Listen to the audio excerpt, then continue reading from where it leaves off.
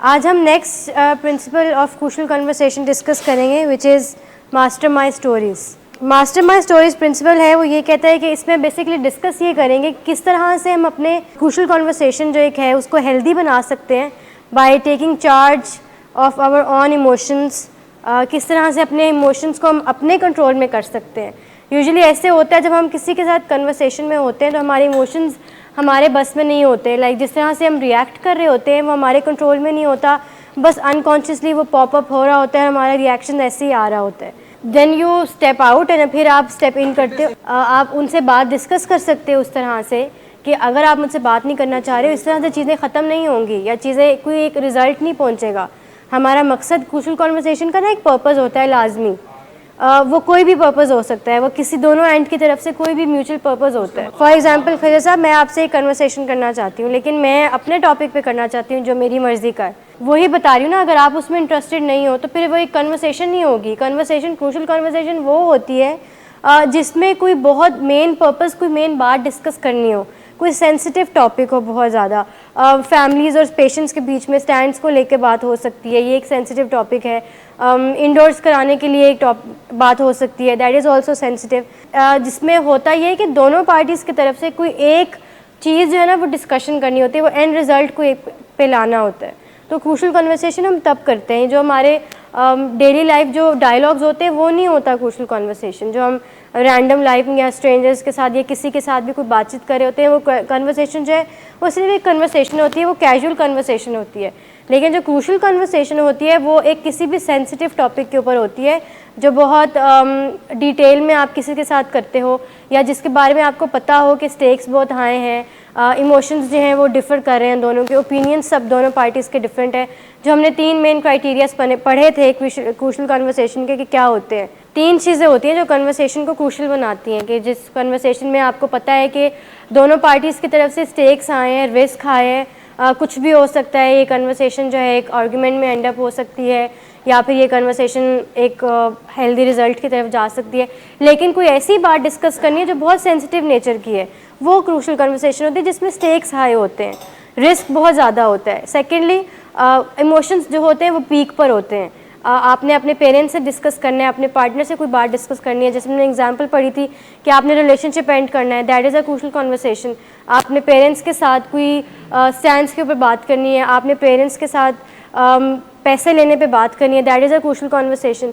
तो जिसमें इमोशंस दोनों की तरफ से आपको पता है कि जब आप ये बात करोगे तो आपके पेरेंट्स भी रिएक्ट करेंगे और आपके भी इमोशंस कहीं ना कहीं हाइटेंड होते हैं इन अ सेंस के आप थ्रेटन फील कर रहे होते हो या आप फियरफुल होते हो कि पता नहीं क्या होगा, कैसी बात होगी, आपको नहीं पता होता इस चीज़ के बारे में, तो आपके इमोशंस भी पीक पर होते हैं।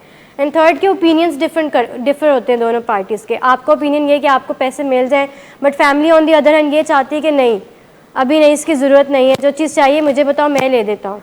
तो उनका ओपिनियन डिफरेंट है। तो दैट मीन्स कि ये क्रूशियल कन्वर्सेशन है, ये क्रूशियल टॉपिक है। सही है। तो आज जो हम प्रिंसिपल डिस्कस करेंगे दैट इज़ मास्टरमाइंड स्टोरीज़ के किस तरह से हम अपनी क्रूशियल कन्वर्सेशन में जो इमोशंस हैं हमारे, उनके जो इमोशंस का रोल है उनको हम किस तरह से कंट्रोल कर सकते हैं। यूजुअली ऐसा ही हो रहा होता है कि हमारे इमोशंस जो है ना वो हमें कंट्रोल कर रहे होते हैं, हमारी बॉडी को, हमारे माइंड को, हर चीज़ को हमारे इमोशंस कंट्रोल कर रहे होते हैं। लेकिन ये प्रिंसिपल हमें ये सिखाता है कि किस तरह से हम इमोशंस का कंट्रोल छोड़ के हम इमोशंस को कैसे कंट्रोल करें। पहले तो इससे ये हो रहा होता है कि इमोशंस हमें कंट्रोल करते हैं, लेकिन हमने किस तरह से इमोशंस को कंट्रोल करना है ये आज हम इस चीज़ में, इस प्रिंसिपल में डिस्कस करेंगे। एक बहुत रॉन्ग कॉन्सेप्ट होता है कि उसकी वजह से ये सब कुछ हुआ, उसने मुझे ये फील कराया, उसने मुझे बुरा फील कराया, उसने मुझे प्रोवोक किया। हाँ एग्जैक्टली, पॉइंटिंग फिंगर्स, ये बल्कि ऐसा बिल्कुल कुछ भी नहीं होता। हम जो फील करते हैं, जो हमारे इमोशंस होते हैं वो हमारी वजह से होते हैं, उसमें कोई थर्ड पर्सन इन्वॉल्व नहीं होता, उसमें कोई सेकंड कोई दूसरा बंदा इन्वॉल्व नहीं होता। हम ये नहीं अपने इमोशंस को जस्टिफाई इस तरह से नहीं कर सकते हैं कि उसकी वजह से ऐसे हुआ या उनके बिहेवियर्स ऐसे थे, उन्होंने मेरे साथ बदतमीज़ी की, उन्होंने मेरे से ऊंची आवाज़ में बात की, वो कन्वर्सेशन को छोड़ के चले गए तो मैंने ऐसे फील किया, तो मैं अपसेट हुआ या तो मुझे गुस्सा आया। ऐसा कुछ नहीं होता। That is totally a wrong concept कि no one makes you mad. सिर्फ आप होते हैं जो आप अपने आप को मैड बनाते हैं। इस प्रिंसिपल में 2 क्लेम्स होते हैं बेसिकली।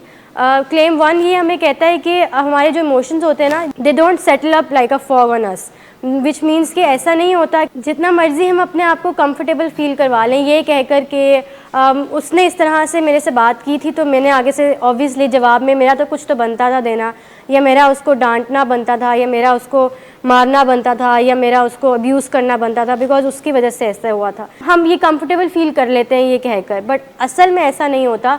क्लेम 1 से इसके आपके इमोशंस जो होते हैं ना वो सिर्फ आपके होते हैं, सिर्फ यू क्रिएट योर इमोशंस, इसमें और कोई पार्टी इन्वॉल्व नहीं होती है।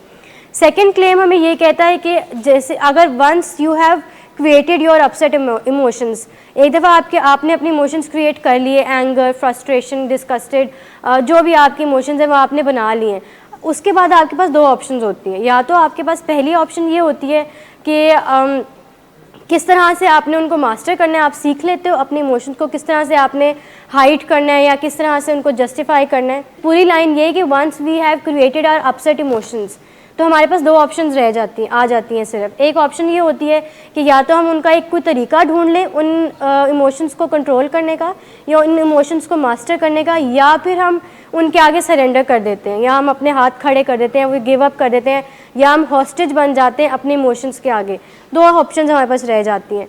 तो दोनों ही ऑप्शन जो है वो एक जो बेस्ट होता है डायलॉग में वो उसके लिए नहीं करता। फॉर एग्जांपल जो इंसान बहुत अच्छा है डायलॉग में या जो इंसान की ग्रिप है क्रूशल कॉन्वर्सेशंस में, वो इन दोनों में से कौन सा चॉइस ऑप्ट करेंगे? ना तो वो अपने इमोशंस को के आगे हॉस्टेज बन जाएंगे, यानी कि अपने इमोशंस के आगे सरेंडर नहीं करेंगे, ना तो वो ये करते हैं कि वो अपने मास्टर्स कर लेते हैं अपने इमोशंस को। मास्टर करने का मतलब कि हाइड कर लेते हैं अपने इमोशंस को, बल्कि इनफैक्ट वो एक थर्ड वे आउट निकालते हैं विच इज़ के they act on their emotions, which means कि जब भी कोई क्रूशल कॉन्वर्सेशन होती है तो वो अपने इमोशंस के ऊपर एक्ट आउट करते हैं। Act out in a sense कि वो अपने इमोशंस को चेंज करने की कोशिश करते हैं। एंड वो किस तरह चेंज करते हैं?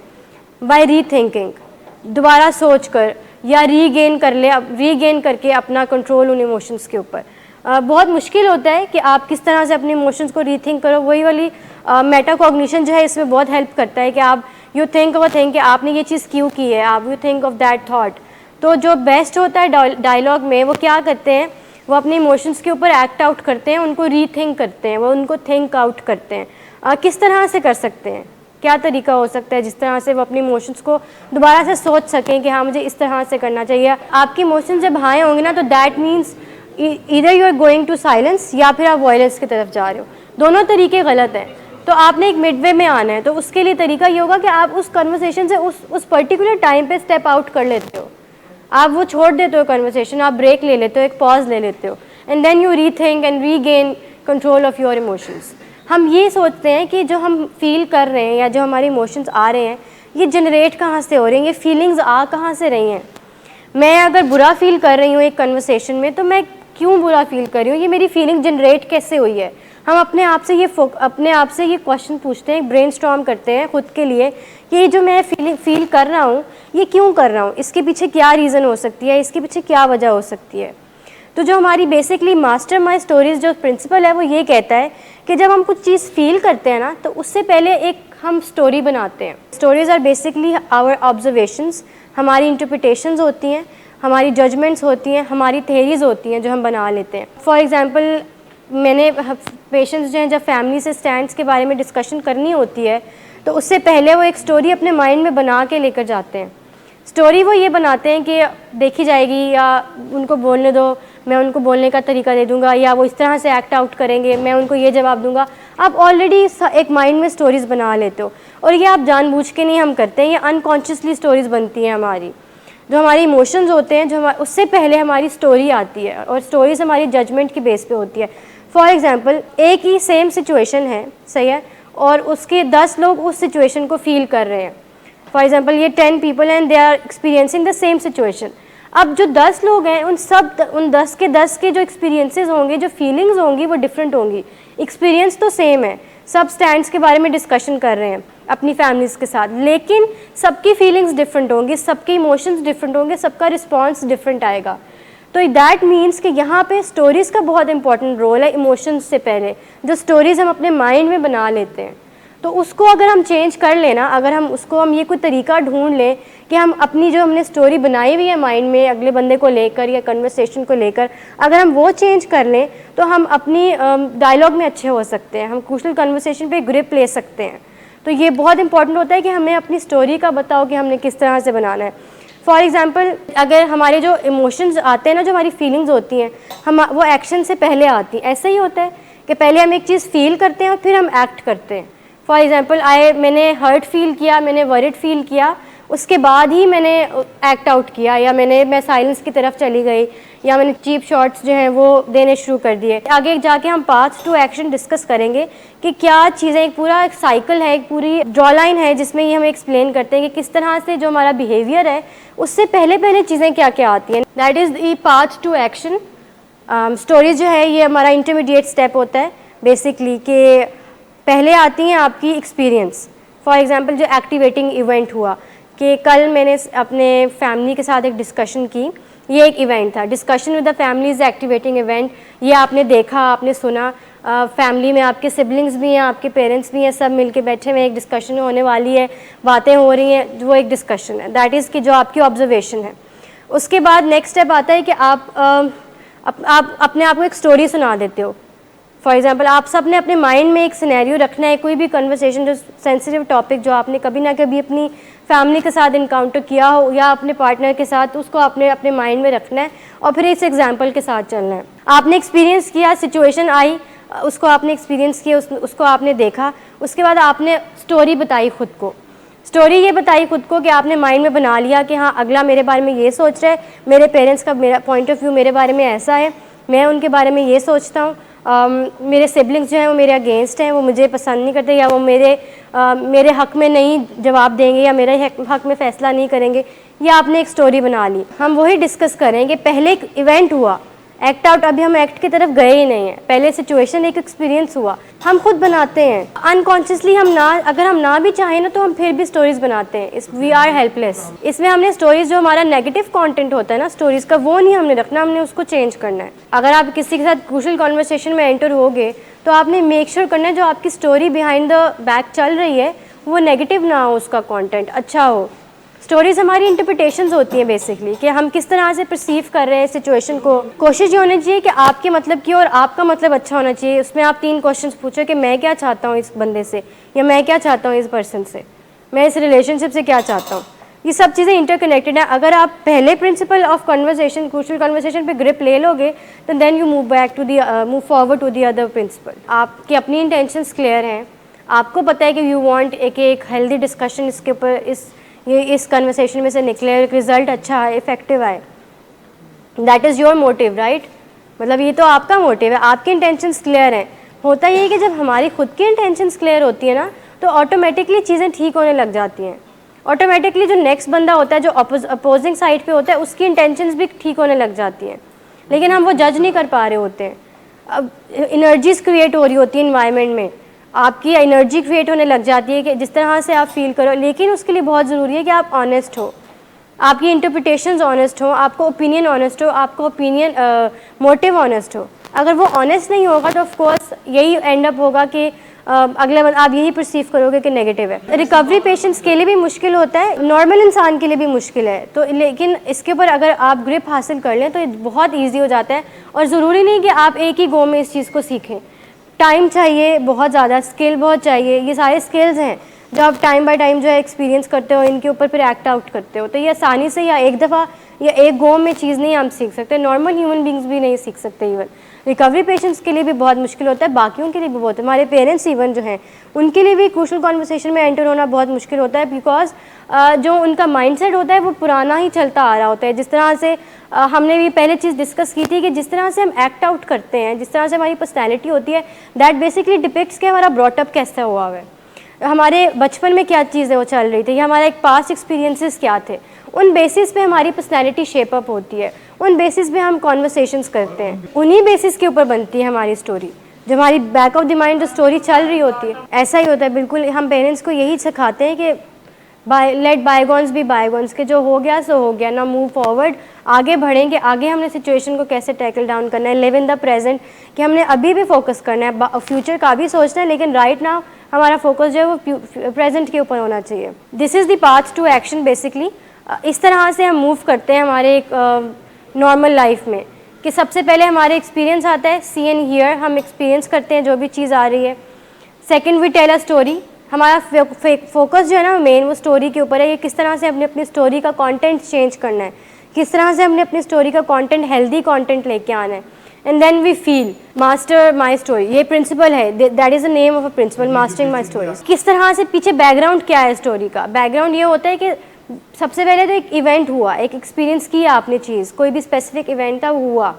फॉर एग्जाम्पल आपकी लड़ाई हुई किसी के साथ, ठीक है, तो दैट इज़ एक्सपीरियंस, हाँ ये एक इवेंट है, ये फैक्ट है कि आपका एक बहस हुई, आर्गूमेंट हुआ, लेकिन इसके पीछे आपकी स्टोरी क्या थी। आपने अगले बंदे की स्टोरी पे फोकस नहीं करना, आपने अपनी इंटरप्रिटेशन के ऊपर फोकस करना है, जो आपकी ऑब्जर्वेशन है, जो आपकी जजमेंट है, उसके ऊपर आपने फोकस रखना है कि आपने क्या रिएक्ट किया या आपने किस तरह से रिएक्ट किया। तो वो आप अपने आप को स्टोरी सुना देते हो कि फॉर एग्जांपल मैं अभी ये कहूँगी कि मेरी मिस बुशरा से लड़ाई हुई है, miss Bushra is not good, मुझे अच्छी नहीं लगती हैं, वो हर बात पे बहस करती हैं, आर्गूमेंट करती हैं, मेरा उनके बारे में बहुत लाइक नेगेटिव व्यू है। तो ये मैंने अपने आप को स्टोरी सुनाई हुई है, लेकिन मैंने उनसे अभी तक बात नहीं की है, या मैंने उनसे पूछा नहीं, या मैंने उनको कन्फ्रंट नहीं किया कि हाँ मिस बुशरा मुझे आपका ये तरीका अच्छा नहीं लगा जिस तरह से आपने मुझसे बोला, ये मैंने उनको कन्फ्रंट नहीं किया, बट मैंने ऑलरेडी अपने माइंड में ये इंटरप्रिटेशन उनके बारे में बना ली। That is basically making a story.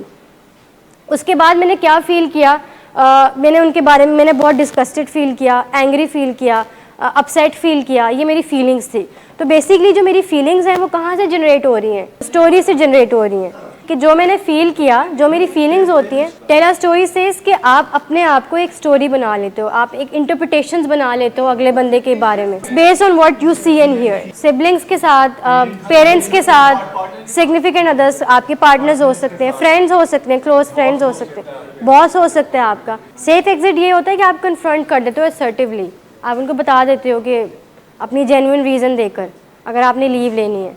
अगर आप इनको फेक करेंगे तो इस चीज़ का फ़ायदा नहीं होगा, ठीक है। तो टेल अ स्टोरी का पार्ट समझ में आया कि basically it's based on how you what you see and hear, उसकी बेसिस पे आप अपने आप को स्टोरी सुनाते हो। And then you act. उसके बाद मैंने मिस बुशरा के बारे में बुरा फील किया, डिस्गस्टेड फील किया, एंग्री फील किया, उसके बाद मैंने एक्ट किया। मैंने जाके उनके साथ एग्रेसिव वे में वायलेंस की तरफ चली गई और मैंने उनके साथ बहुत जाके लड़ाई की। तो that means it's a whole cycle कि किस तरह से आप जो आप देखते हो, जो आप सुनते हो, उनकी बेसिस पे आपके एक्शंस जो हैं वो लीड करते हैं। तो दिस मॉडल बेसिकली एक्सप्लेन्स कि हमारे emotions, thoughts and experience how they lead to our actions. William Shakespeare said that nothing in this world is good और bad but thinking make it so. तो basically जो जैसा हम सोचते हैं वैसा ही हमारे साथ होता भी है। अगर हम अच्छा सोचेंगे तो अच्छा होगा। अगर हम क्यों कहते हैं कि हमारे पेरेंट्स भी, हम अपने पेरेंट्स से भी ये सुनते रहते हैं कि बेटा अच्छा सोचा करो, उसके बारे में अच्छा सोचोगे तो अच्छा होगा। क्यों ऐसे होता है? बिकॉज इट्स रियलिटी, इट्स वाकई में इट्स अ फैक्ट कि अगर हम अच्छा सोचेंगे तो हमारे साथ अच्छा होगा, अगर हम बुरा सोचेंगे तो बुरा ऑफकोर्स बुरा होगा, बिकॉज आप अपने आप को स्टोरी ही बुरी सुना देते हो। But the point here is कि आपने भी वही एक्सपीरियंस किया जो मैंने एक्सपीरियंस किया, लेट्स से, ठीक है। हमारा इवेंट सेम था, जो एक्टिवेटिंग इवेंट कहते हैं इसको, वो हमारा सेम था, आपका भी सेम था, मेरा भी सेम था, हम दोनों की एक ही इंसान के साथ कन्वर्सेशन हुई, सही। अब मेरी स्टोरी डिफरेंट इस तरह से होगी कि मैं ये सोचूंगी कि शायद उसका आज मूड अच्छा ना हो, या शायद आज उसका दिन नहीं था अच्छा, या शायद आज वो लो फील कर रहा है, may be he is not right, या may be he is ill, something like. ये मैंने अपने आप को स्टोरी अनकॉन्शियसली ये सुनाई हुई है। ऑन दी अदर हैंड आपने अपने आप को स्टोरी माइंड में ये परसेप्शन बना लिया कि उसने मुझसे इतने बुरे तरीके से बात की, हाउ डेयर ही, या क्यों उसने ऐसे बात की, ऐसा क्यों हुआ, ऐसा नहीं होना चाहिए था, या उसने ऐसे मुझसे बात की, I am really upset on this. तो ये आपने अपने लिए स्टोरी, आपकी स्टोरी डिफरेंट, मेरी स्टोरी डिफरेंट, बट हमारा इवेंट सेम है। तो दैट मीन्स कि स्टोरीज होती है ना, ये हार्ड वायर्ड नहीं होती हैं। Hard wired in the sense कि जो हमारी बॉडी का मेन पार्ट, फॉर एग्जाम्पल चोट लगी है तो खून निकलता है, that is hard wired, that is obvious कि ऐसा ही होगा। आप अच्छा सोच रही हैं, दैट मीन्स कि आप अच्छे की तरफ ही जाएंगे, लाइक आपके साथ अच्छा ही होगा। यही बात हम यहीं पे सबको सिखाते हैं कि जैसा अच्छा सोचेंगे तो अच्छा होगा। तो ये बहुत इंपॉर्टेंट होती है कि आप अपनी थिंकिंग को ठीक रखो, अपनी थिंकिंग को पॉजिटिव रखो। लॉ ऑफ अट्रैक्शन, जी बिल्कुल वैसा ही होगा। तो ऐसा ही होता है, दैट इज़ रियलिटी, एक फैक्ट है, इसको हम डिनाई नहीं कर सकते हैं।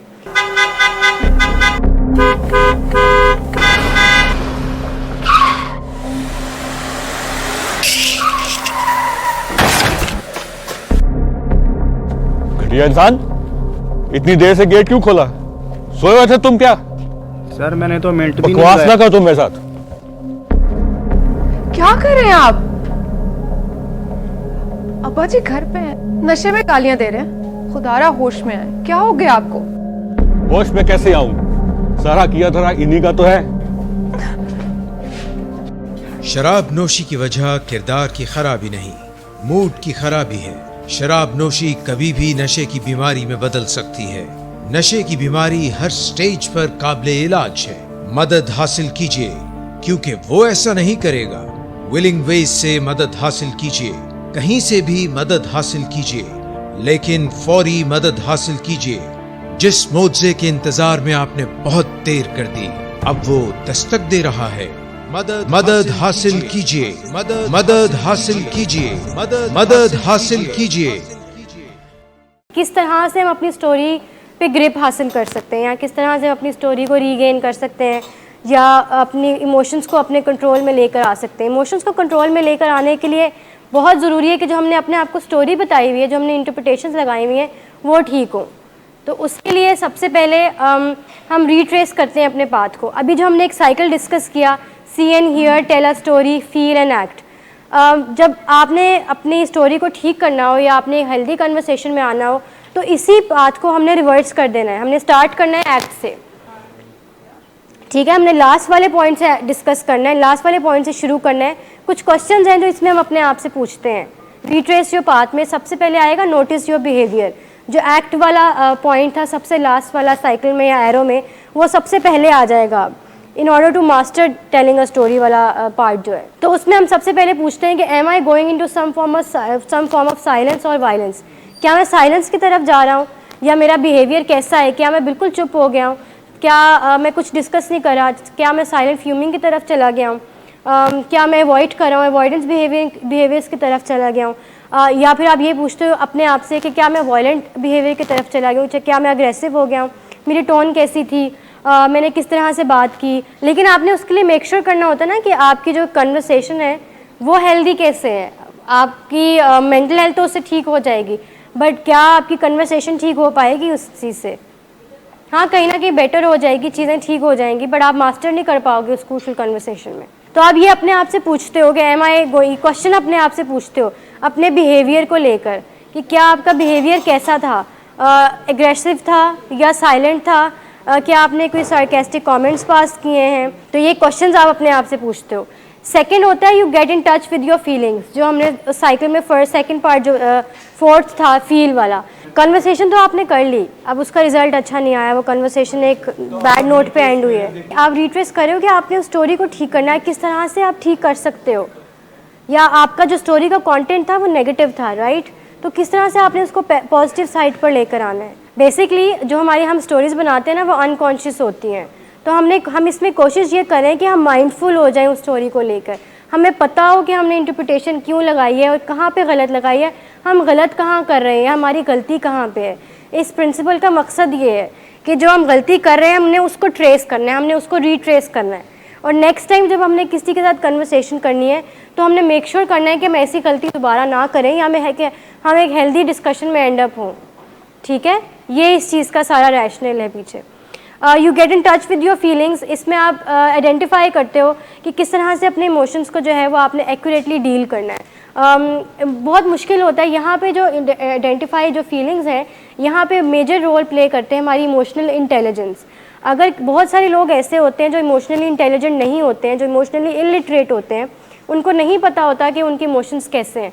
For example, I am feeling angry, but in fact मैं अपसेट हूँ और एम्बेरस्ड हूँ एक सिचुएशन को लेकर, और मैंने अपने अपसेट और एम्बेरस्ड इमोशंस को एक नाम दे दिया which is angry, which is not right. तो हमें अपने इमोशंस का एक्चुअली पता ही नहीं होता कि हम किस तरह से वो फील कर रहे हैं। तो ये यहाँ पे इमोशनल इंटेलिजेंस का बहुत मेजर पार्ट होता है कि आपको पता हो कि आपकी फीलिंग्स क्या हैं, आपकी इमोशंस क्या हैं। अगर आप एंग्री फील कर रहे हो, अगर आप डिस्गस्ट फील कर रहे हो, अगर आप एम्बेरस्ड फील कर रहे हो, तो you should feel embarrassed only. आपने ये नहीं कहना कि मुझे गुस्सा आ रहा है या मैं थ्रेटन्ड फील कर रहा हूँ। अगर आप अपसेट फील कर रहे हो, परेशान फील कर रहे हो या एंग्री या एंग्शियस फील कर रहे हो, तो आपने अपनी फीलिंग्स के साथ रिलेट करना है। कहने का मकसद ये है कि क्या आप जो फील कर रहे हैं ना, उसके साथ आपने कनेक्ट करना है। अगर आप शर्मिंदा हैं तो से इट कि आप शर्मिंदा हैं, अपने आप को बताएं कि शर्मिंदा है, इंस्टेड ऑफ सेइंग कि आपको गुस्सा आया हुआ है। ये हम अपने आप को एक तरह से लारा लगा देते हैं कि मुझे गुस्सा आया है, बट इनफैक्ट आप शर्मिंदा होते हो। तो अपने इमोशंस के साथ, अपनी फीलिंग्स के साथ कनेक्ट करना बहुत इंपॉर्टेंट होता है। ऑनेस्ट होना बहुत इंपॉर्टेंट होता है। अनटिल अनलेस आप अपने इमोशंस के साथ ऑनेस्ट नहीं होंगे, कोई फ़ायदा नहीं होगा किसी भी साथ कन्वर्सेशन करने का। इनफैक्ट आप खुद से झूठ बोल रहे हो, और जब आप खुद से झूठ बोल रहे हो उस चीज़ का भी कोई फ़ायदा नहीं है। It will and up in a very bad notion, at a very bad notion. Next होता है आपने अब एनालाइज योर स्टोरी। जो हमने स्टोरी अपने माइंड में बनाई थी, हमने उसको एनालाइज करना है। हम क्वेश्चंस पूछते हैं अपने आप से, question your conclusions and look for the other possible explanations behind your story, कि आपने स्टोरी का कंक्लूजन क्या बनाया हुआ है। अब आपने देखना है कि उसकी अदर साइड एक और कंक्लूजन क्या बन सकता है। जो आपकी इंटरप्रिटेशन है स्टोरी को लेकर, सिचुएशन को लेकर, अगले इंसान को लेकर, उसके लिए आपने एक कंक्लूजन बना लिया, एक स्टोरी बना दी है। तो आपने ये जो सोचना है, जो मैंने ये स्टोरी बनाई है, इसकी कुछ और स्टोरी भी बन सकती है। आप इससे हेल्प इस तरह से ले सकते हो कि आप किसी दूसरे बंदे से पूछ सकते हो कि मैं ये सोच रहा हूँ, बट तुम बताओ, एम आई राइट। हो सकता है वो आपको कोई और point of view they they story का। तो इस तरह से आप अपनी स्टोरीज़ को एनालाइज करते हो। जब कंक्लूजन्स को आप देखते हो, उन पे थिंक आउट करते हो, फिर उन पे एक्ट आउट करते हो। इस तरह से अपने इमोशंस को आप ठीक कर सकते हैं, आप रिट्रेस कर सकते हैं अपने पाथ को। आप पर्पसफुली कर सकते हो, आप ये बता के कर सकते हो कि लास्ट टाइम जो मैंने कन्वर्सेशन की थी, मैं उसमें बहुत लैक कर रहा था, या मैं अपने इमोशंस के साथ कनेक्टेड नहीं था। बिल्कुल एग्जैक्टली आप ऐसे कर सकते हो, आप उनको बता सकते हो। अगर आप ऑनेस्ट रहोगे किसी के साथ, तो इसमें कोई बुराई नहीं है। आप नर्वस फील कर रहे हैं तो आप बता दें कि मैं बहुत नर्वस फील कर रहा हूँ। You try to educate them too. आप उनको जिस तरह से, फॉर एग्जांपल आप कह रहे हो कि मैंने अपनी ये स्टोरी बनाई है, तो आप उनको भी बताओ कि जो आपने इंटरप्रिटेशन लगाई है, तो इसके ऊपर लाइक एक बर्ड्स आई व्यू के थ्रू देखेंगे क्या ये इंटरप्रिटेशन ठीक है मेरे बारे में। इसका हल ये है कि आपने अपना बेस्ट देते रहना है, ठीक है। आपने जब भी उनके साथ कन्वर्सेशन करनी है तो इन प्रिंसिपल्स को फॉलो करके कन्वर्सेशन करनी है, and then give him time, ठीक है। उनको आपने थोड़ा सा सोचने के लिए टाइम देना है। जब आपकी इंटेंशंस क्लियर होंगी, जब आप ऑनेस्ट होगे, तो उनको एक क्लियर कट मैसेज चला जाएगा कि now you are being honest. तो आप अपना बेस्ट दे रहे हो, ये उनको पता चल जाएगा, because he is your father of course, and उनका एक्सपीरियंस आपसे बहुत ज़्यादा है। तो जब आपकी टोन से, आपकी बॉडी लैंग्वेज से, ओवरऑल एक्सपीरियंस से उनको ऑटोमेटिकली ये मैसेज चला जाएगा कि आप ऑनेस्ट हो और आपके मोटिव्स क्लियर हैं। तो जब आपके मोटिव्स क्लियर होंगे ना, तो ऑटोमेटिकली वो कुछ टाइम बाद जब आप नेक्स्ट टाइम कन्वर्सेशन करोगे, यू विल ऑब्जर्व कि उनके बिहेवियर में चेंज है। Get back to the facts, ये बहुत ज़रूरी होता है। हमारी स्टोरीज़ जो हैं, हम समझते हैं कि वो फैक्ट्स हैं। मैं मिस बुशा के बारे में बुरा फील करी हूँ, मैं ये समझ रही हूँ कि फैक्ट है। मिस बुशा ने मुझे जो है बहुत एक एंग्री लुक दी, मैं समझ रही हूँ कि ये फैक्ट है, बट एक्चुअली में इट वाज नॉट फैक्ट। ये मेरी इंटरप्रिटेशन है, ये मेरी स्टोरी है, ठीक है। हाँ, मिस बुशा का फेस ऐसा था कि उनकी आइज़ ज़रा ऊपर थी, आईब्रोज जो है वो लिफ्टेड अप थे, दैट मीन्स कि ज़रा उनका इमोशंस इस तरह के थे। तो जो फैक्ट्स होते हैं ना, वो हमारे डिफरेंट होते हैं। फॉर एग्जांपल आप किसी के साथ कन्वर्सेशन में हैं और थोड़ा हीटेड अप आर्ग्यूमेंट हो गया है, और अगला बंदा जब एक अपनी सीट से उठ गया है, दैट इज़ अ फैक्ट, वो अपनी सीट से उठे हैं। लेकिन आपने क्या सोचा है कि now he will come up to me और मुझे मारेगा वो, that is a story you have made. तो फैक्ट्स जो होते हैं वो डिफरेंट होते हैं स्टोरी से। आप डिफ्रेंशिएट करते हो कि फैक्ट क्या है और स्टोरीज़ क्या है, मेरी इंटरप्रिटेशंस क्या है, ठीक है। अगर वो एंग्री है तो हो सकता है कि वो ये कह रहा हो कि मैं तो शर्मिंदा फील कर रहा हूँ, या मैं तो अपसेट फील कर रहा हूँ, या मैं बहुत एंग्शियस हूँ, इसकी वजह से ऐसे लग रहा है कि मैं गुस्से में हूँ। तो ये बहुत ज़रूरी होता है। हमें अगले की साइड की स्टोरी नहीं भी पता होती, हम खुद ही से इंटरप्रेट कर लेते हैं। तो इंटरप्रिटेशंस नहीं लगानी चाहिए। हाँ, फैक्ट ये हो सकता है कि उनकी शक्ल ऐसी हुई हुई है कि गुस्से वाली है, थोड़ा सा उनकी बॉडी लैंग्वेज गुस्से वाली है, उनकी आइज़ रेड हो रही हैं, दैट इज़ अ फैक्ट कि उनको गुस्सा आ रहा है।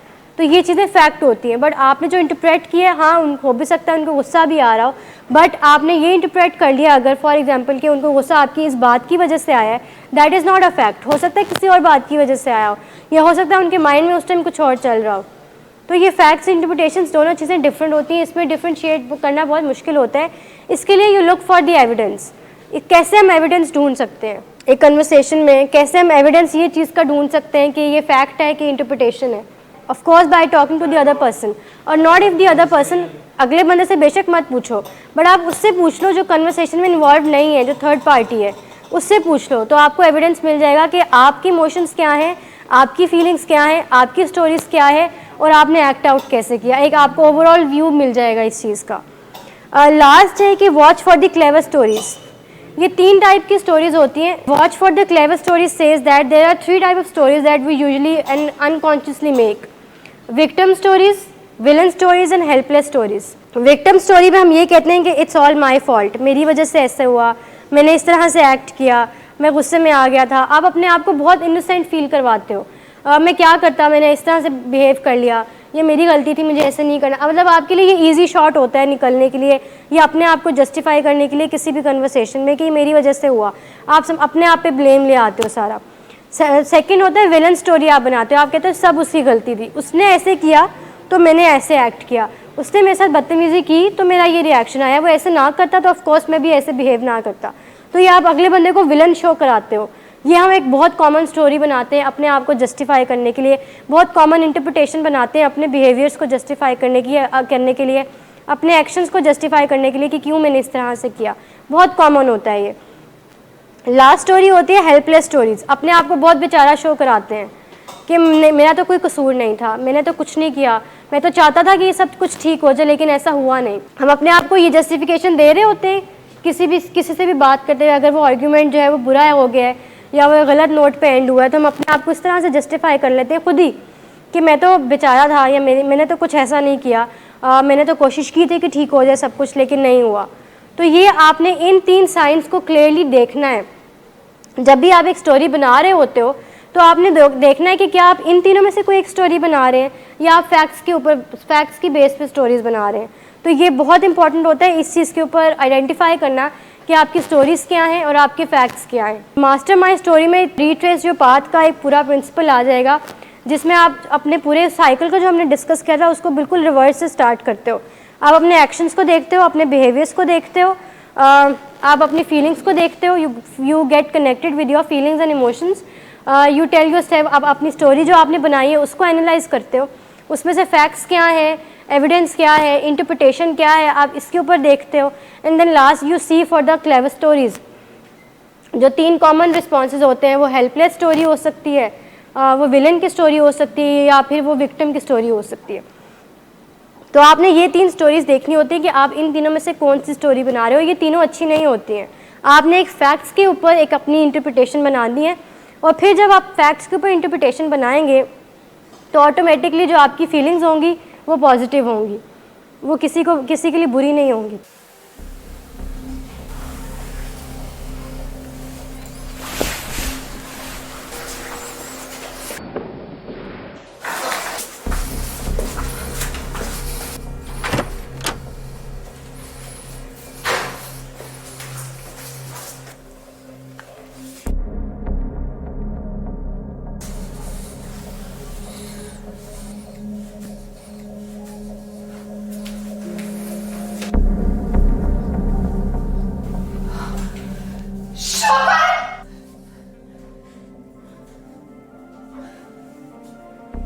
शराब नोशी की वजह किरदार की खराबी नहीं, मूड की खराबी है। शराब नोशी कभी भी नशे की बीमारी में बदल सकती है। नशे की बीमारी हर स्टेज पर काबिल इलाज है। मदद हासिल कीजिए, क्योंकि वो ऐसा नहीं करेगा। विलिंग वेज से मदद हासिल कीजिए, कहीं से भी मदद हासिल कीजिए, लेकिन फौरी मदद हासिल कीजिए। जिस मुआवजे के इंतजार में आपने बहुत देर कर दी, अब वो दस्तक दे रहा है। मदद हासिल कीजिए, मदद हासिल कीजिए, मदद हासिल कीजिए।